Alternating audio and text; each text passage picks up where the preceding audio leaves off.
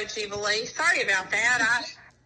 I just got 3 phone calls in a row right when you were trying to call me. I couldn't believe it. That's okay. I'm just a popular lady today. Yeah, sounds like it. Well, thank you for agreeing to talk to me today. I appreciate it. Oh, you bet. What can I help you with? You said something about you're working on a project for... Yes, ma'am. Okay. For school, I have to interview someone in the equine industry and just ask them a few questions. So I'm going to introduce you real quick. This is Rachel Rawls. She owns an equine aquatherapy trailer and travels from show to shows and treats horses at shows. All right, so I have a few questions for you, starting off with the first one. How many years have you been involved with horses? I have been involved with horses about 48 years. Wow. I got my first horse when I was a kid and never looked back. And that grew into from a hobby to a breeding operation to breaking and selling colts. We actually have horses in Mexico, Germany, Brazil, and have had them go all over the United States for roping and barrel racing back in the day before we kind of took hobby status back up. Yeah, so. Well, that is awesome. I didn't know that. Yeah. So, very cool. And so going off of that, I know you competed in the reining and the barrel racing and all that, but how many different disciplines have you competed in? So, at a high level, I've done barrel racing and breakaway roping, and that was professionally. And then more on what I would consider amateur level, we've done halter, I've done some Western pleasure, we've done trail, reining, and several other things. I volunteered as a 4-H leader, and we've produced shows and barrel races and, all kinds of different events over the years. Just whatever, the kids were into at that time. Yeah. So we've done a wide variety of events and are familiar. About the only thing I'm not super familiar with is English. Right. I've never had an opportunity to really do much English events, but many English events. But pretty much if it has to do with Western, basic, normal, all around Western stuff, I've probably dabbled in it some. That's awesome. That's really cool to hear. So that's awesome to be that well-rounded and have a hand in. It is important. It is important if you're on a mission to better your skills and understand the equine industry. You need to understand more than just one facet of it. Yeah, of course. So that's really cool, and it gives you a hand in better understanding the performance horse when you're working on them. Absolutely, it does, because one of the things that kind of shifting a little bit to our current business, the cold saltwater therapy, is that we understand what our clients need and what their goals are because we've been there. Yeah. We understand that, you might think the show is going to happen at, 1 o'clock and you want to put your horse in to tighten those legs down before the halter class, but all of a sudden the judges are super decisive and you're showing at 11 o'clock instead of 1, and they need that flexibility in the schedule. So that's how it can cross over. Okay. And that's just one example, because we've been there. We thought we were going to show at noon, and then all of a sudden we got to be ready at 10 o'clock because things are flying. Yeah. So, it doesn't always work the way it No, works. it doesn't. For sure. We call that horse fun. Yeah. Yeah, and especially, I don't know, I feel like the AQHA shows are probably more worse about the scheduling. So Yeah. I think it's the most difficult because so much of that depends, they can add classes, they can drop classes the last minute, and it's not really a pattern. Depending on the competitiveness of a rail class, it can take minutes, literally just a couple minutes to look and go, that's how I'm going to place them. or it can turn into a 15, 20-minute, okay, I need to look this over because my top 6 or 7 here are top. And, Yeah. Understanding that variance in the industry is important. Yes, that's really cool.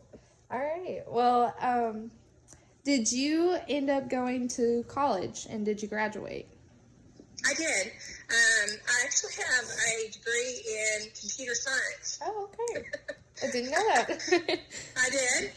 So I have a 4-year degree in computer science, and then I went back to college and went through the alternative certification program to get my teaching degree. Okay. And that's how I got into that. Yeah. As far as all the course experience I have, I actually took an opportunity that I had to travel for 2 years with an equine massage therapist chiropractor that also did laser work, and I did a 2-year internship with her. I did an internship as an assistant for an equine dentist for about 6 months. And then, of course, I just study. Yeah. I mean, you're interested, and so you just continue to study and learn. Yeah, no, that is awesome. That's so cool that you got to learn about all the different treatments that you can do to a horse. So.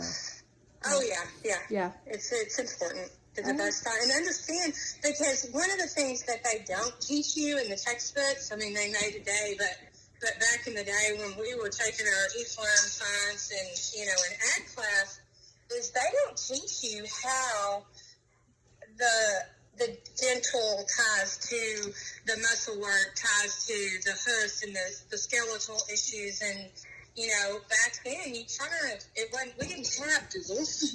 We didn't have the internet. Yeah. Believe it or not, we did all our reading from books. And so knowledge was more difficult to come by.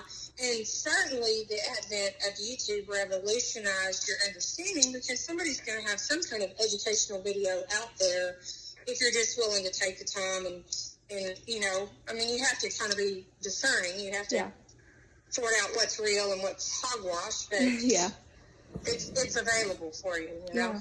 No, certainly, the advancement in technology has really changed the equine industry today, for sure. Well, when you think about it, the business that Michael and I own, the Cold Saltwater Spa, didn't exist 10 years. 10 years ago, it didn't exist. It didn't. It wasn't even a thing, and now it's pretty much commonplace. I mean, people, they plan that as a part of their show budget. They know that their horse is going to go to the spa, at least 4 times while they're there. Yeah. That kind of stuff. So it's as well as the equine massage and the PEMF or, MagnaWave stuff and the Beamer blankets, and all those things have revolutionized and really strengthened the competition. And I think you're seeing that in the level of stores and the level of competition and more horses lasting longer. Yes. We keep horses downward longer, and they're doing their jobs, well into their teen years, whereas before, a performance horse made it to 10, 12. It was doing really good if it was started as a maturity horse. Yeah, that's very accurate. And, there's just so many things that have changed about the show industry that preserves our horses. We're really lucky to be able to show on freshly groomed dirt every time we go somewhere. Yeah. And, And the laser level. Yeah. Kaisers and the tractors and the laser levels and the things they've invented for that are, outstanding. So and it all makes a difference. It all adds up. It does. It really helps to keep our horses sound and performing. So what was it about the equine therapy that made it a good fit for you?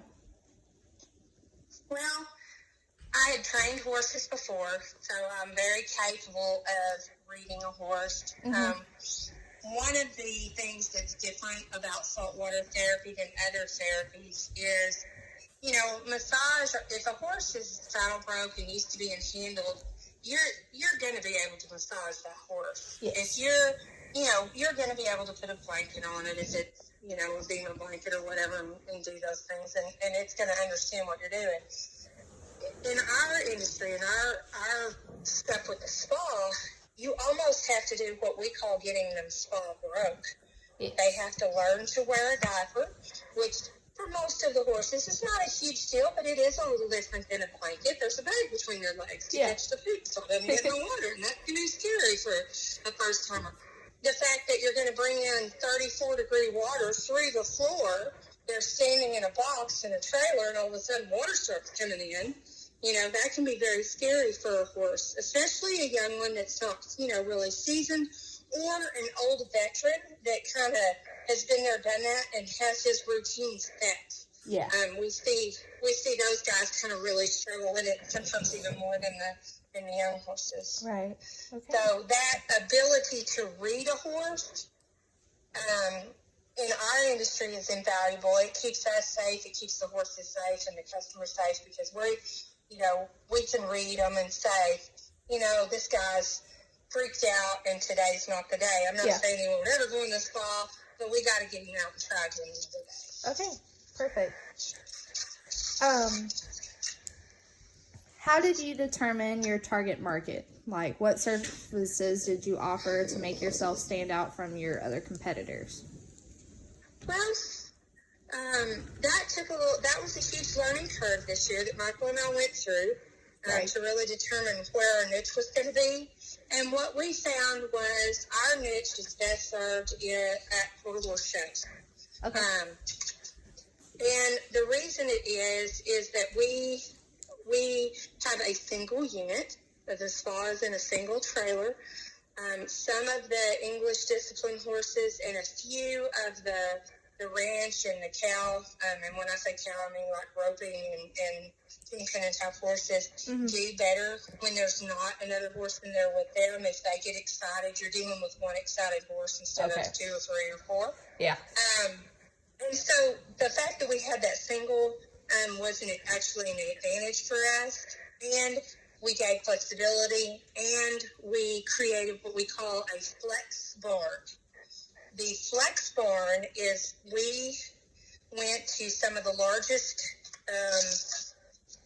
competitors, largest barns that come to the show, and they might have somewhere between 15 and 20 head at the show. They're large amateur barns or professional barns, but they have a large amateur population that comes along with them.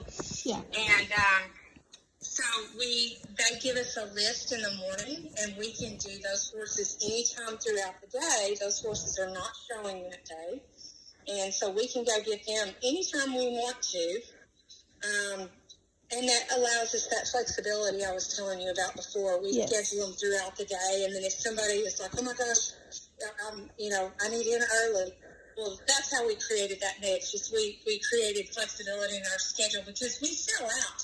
We sell out every day at the major shows. We'll book out. We'll work from, sometimes 6 o'clock in the morning until 11 o'clock at night, and we'll end up selling our lunch and dinner break. We work literally straight through. So it's a busy time for sure. Yeah. No, I remember coming and talking to you at the Youth World Show, and it was just kind of crazy how you managed to do all that. That's awesome, though.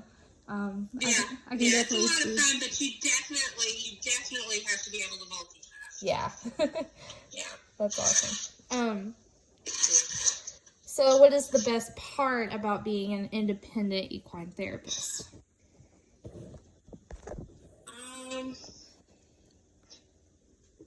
The part I like most is being able to give back to the industry on multiple levels. Okay. Not only are we providing a great service, but we're sponsors at all the shows. Yes. So we're helping fund the prizes or the added money or whatever it is that we're doing. We don't just do vendor fees. We actually sponsor. And the other thing is getting to be a small part of the team that keeps these magnificent animals together and going down the road.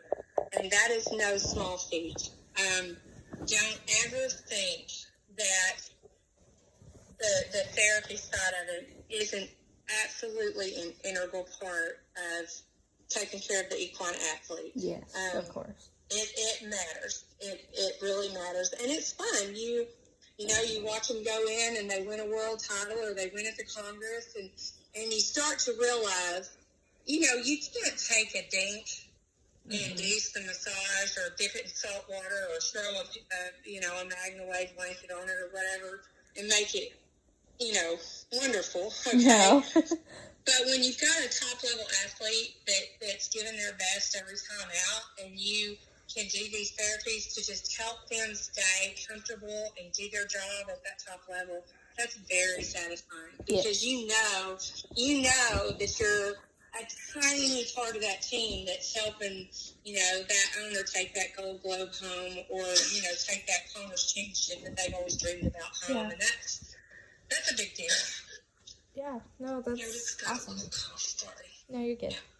But I mean, it's just like a normal athlete in any other sport. Like, you have to prepare yourself and then take care of your body and then do whatever treatments it takes to keep you performing at your top levels. So. Oh, absolutely. Yeah. And, there's a lot of research that shows that saltwater, cold salt water, is as beneficial to horses as it is to humans. Wow. And if you've never been sore, if you've ever got bucked off, or you haven't rode in a while and you have a real hard day, or you go home and your muscles sore, yeah, then have some salt bath. And I don't recommend a cold one for humans. They like a warm one better, but yeah.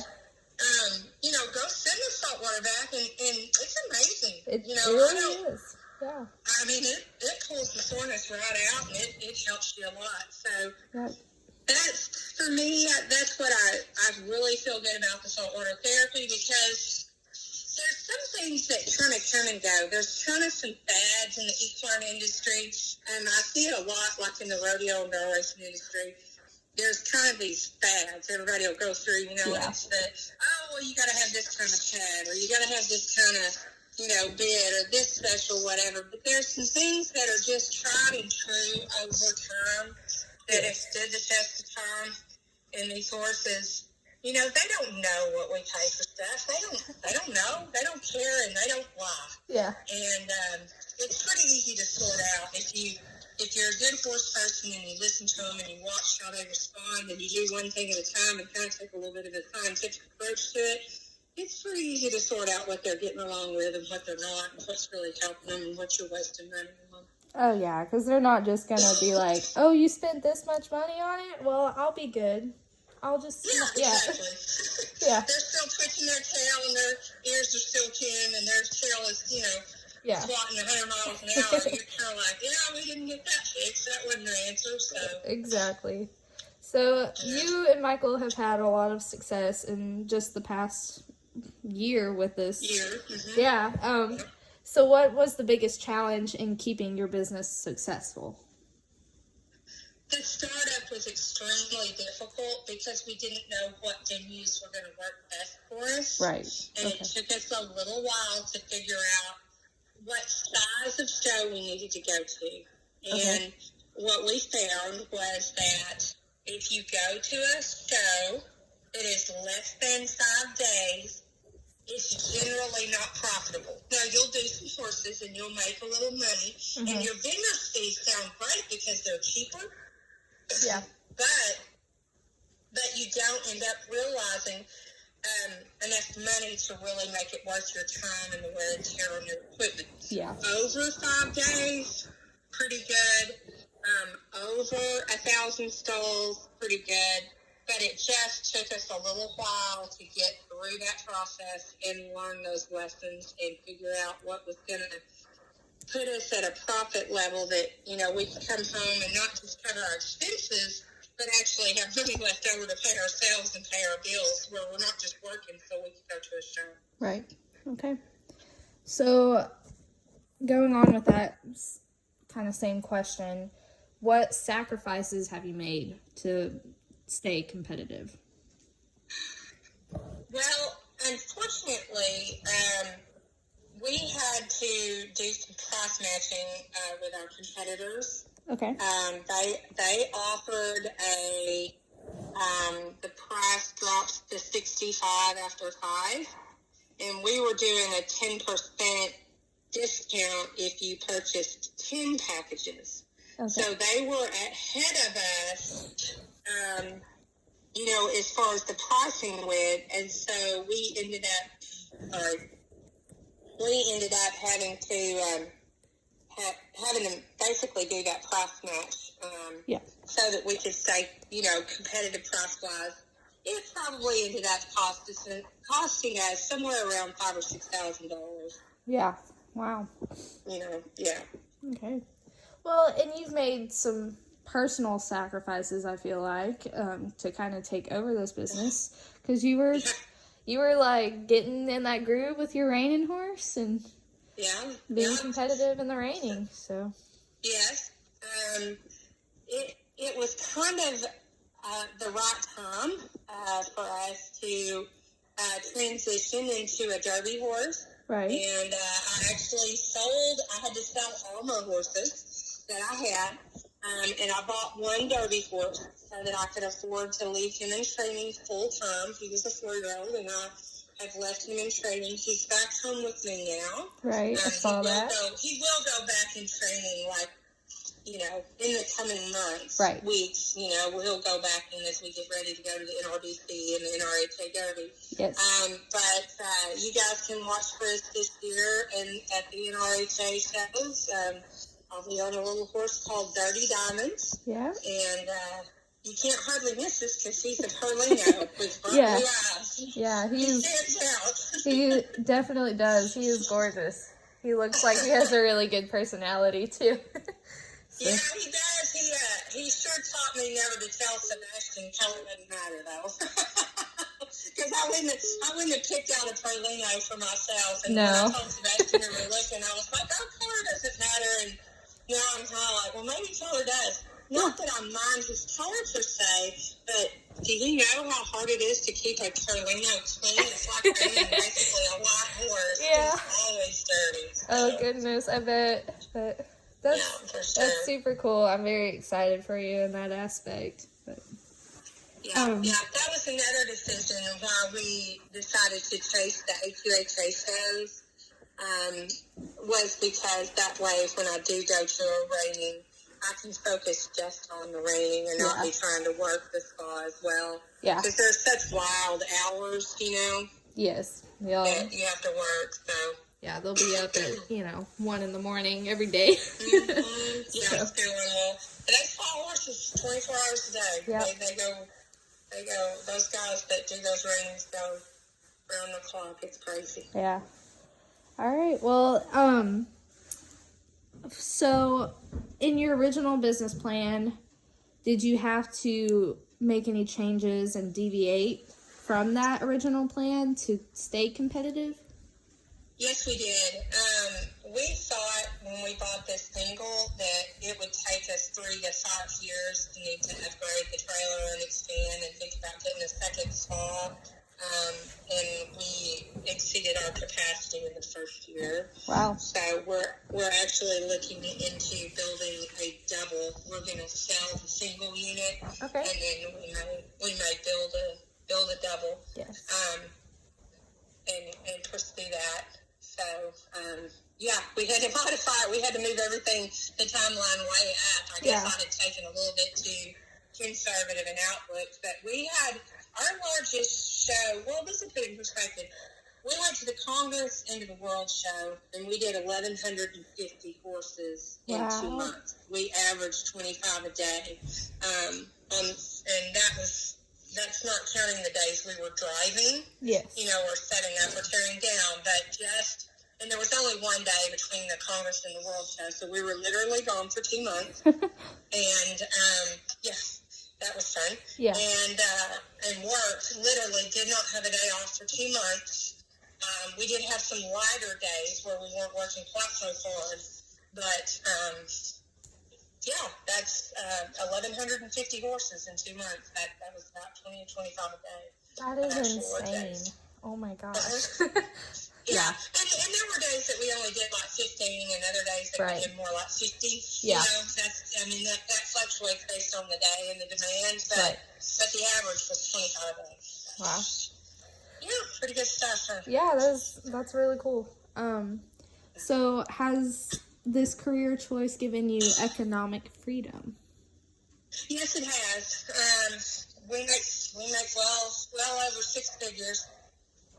So yeah, Wow. it absolutely has. It's a very profitable. Now, there's a lot of expense, that you have to go to, and a lot of, as far as like the trucking side of it, and because you are a commercial vehicle, you are required to get a DOT number, and you gotta have your CDL, and there's things like that we've had to take care of. But it's still an extremely lucrative business. You work really, really hard when you work. Yeah. You're working basically 16-hour days, but when you're home, you're off. Yeah. You've got that financial freedom. All your bills are paid, and you just go play with your ponies. Like I am now. I'm shadowing yoga right now. That's awesome. Well, that sounds like a huge blessing. That's wonderful. It really is. It really has been. Yeah. So has the economic downturn that we are currently experiencing affected your business?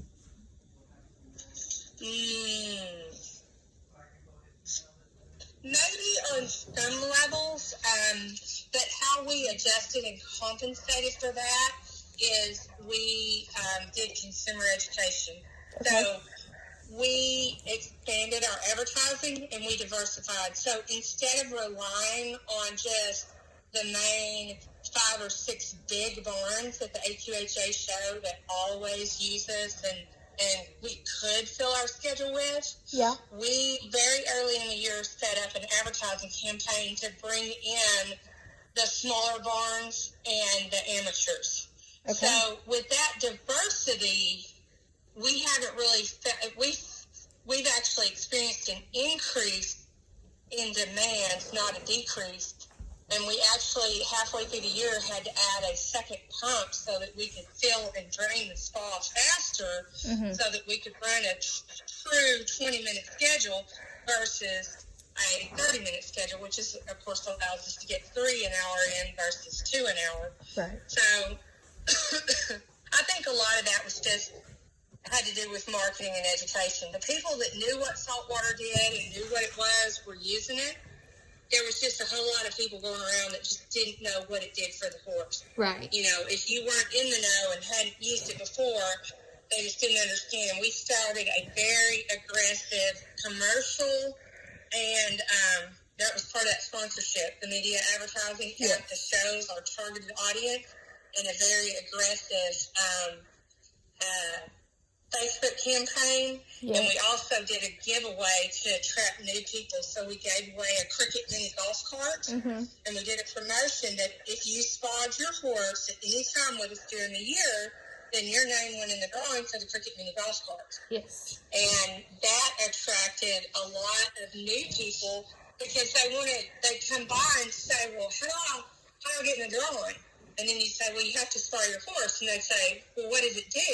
And Michael always chuckled and he said, I almost feel like a crack dealer because, they come to get a chance to win the Cricket Mini golf cart, but then when they go away and ride their horse, they can feel such a difference that they just keep coming back and back. Yeah. And that's how that helped us broaden our customer base and really diversify, beyond just the professionals and get some amateurs that are now regular customers. Yeah. They might only do 2 or 3 horses. They might only do 2 or 3 treatments, but that's 2 or 3 treatments, over a 2-week show that we did not have before that fills slots. Yeah. So. Yeah, no, and I've been to shows where you've been at, and the way you advertise is very unique from all the other spas, and the fact that you have like a little iPad set up where you, with your sign where you can like make your check-in and fill out a time slot so you can get an appointment. Like, yeah, it's an online portal, and they can access that from their phone or through our little appointment kiosk that we set up everywhere we go. Yeah. And anywhere there's internet available, and that people love that because they can cancel and add appointments right from their phone, right from their stall. The last thing, and this goes back to that we show, so we know. Yeah. The last thing you want to do is walk through 3 barns to go tell the spa that you're not going to be there in 30 minutes. Oh, yeah. You know, you're not going to be there in 30 minutes because the show's running ahead and you need to get ready. Yeah. So we just left it, that was one way we addressed the no-shows is people generally want to be polite and cancel their appointments if they're not coming. Yeah. And if they see they're running ahead and they can hop on, and it also saved me a ton of time because they could just look on their phone and say, well, I don't want to do 11:30. I want to go to lunch, and we might not be back from lunch by 1. But, oh, look, there's a 2:40. I think I'll take that one. Yeah. And it stopped all of the text bombing dialogue of, well, do you have anything later? Can I come any earlier? And you basically needed a snapshot of the screen of what was available and say, pick a time.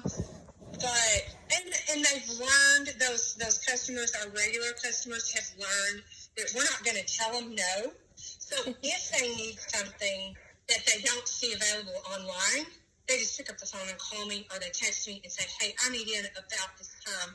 When can you work me in?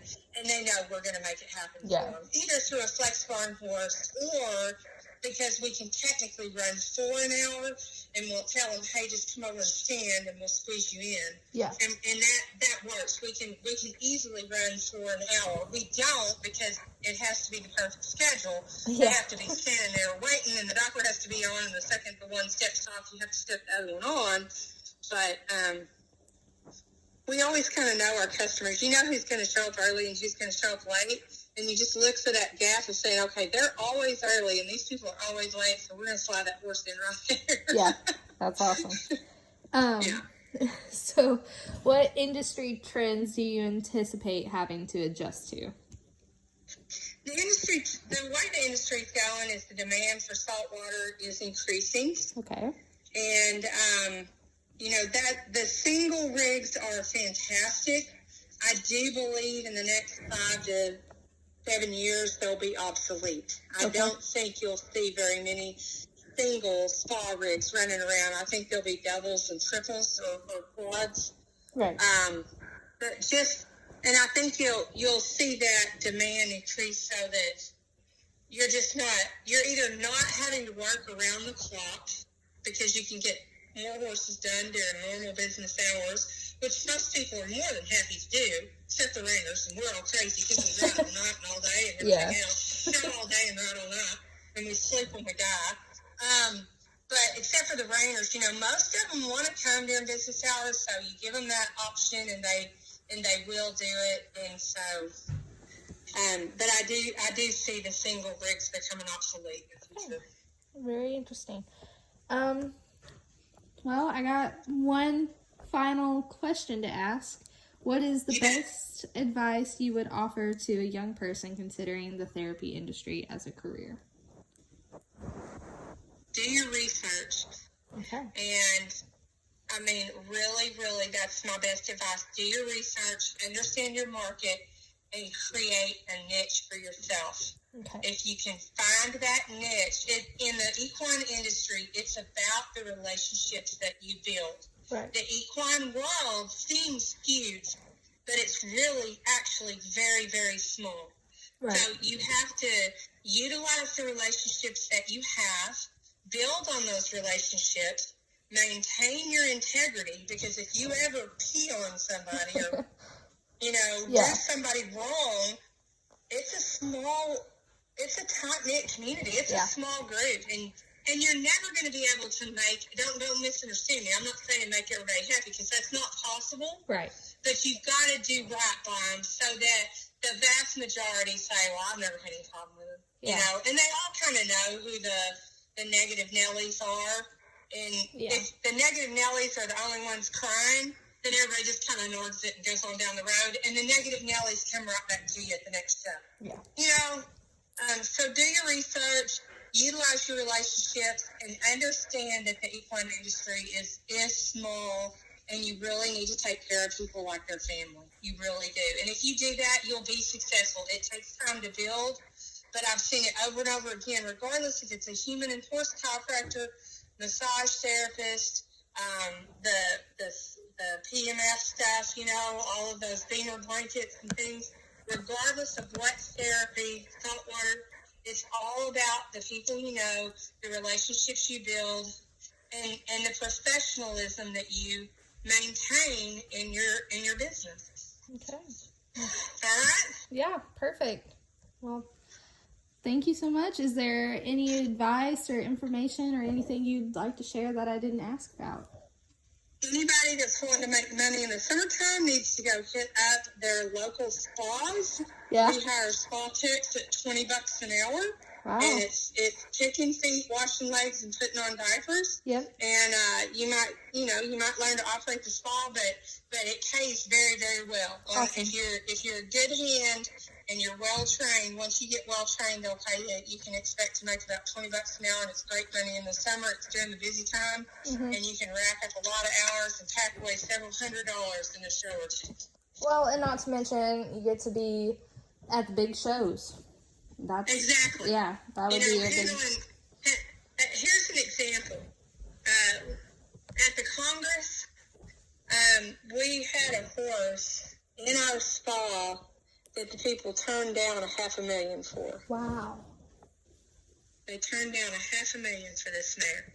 I mean, she's really exceptional. I don't know what her price would be, but everybody agreed that $500,000 was not enough. I mean, everybody agreed. The trainer agreed.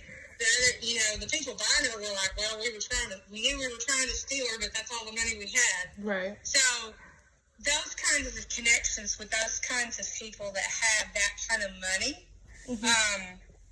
is important. If you're going to stay in the industry, you've got to have those connections with people, because there's very few people that actually make money with horses. Yeah. Most horse people, it's their hobby.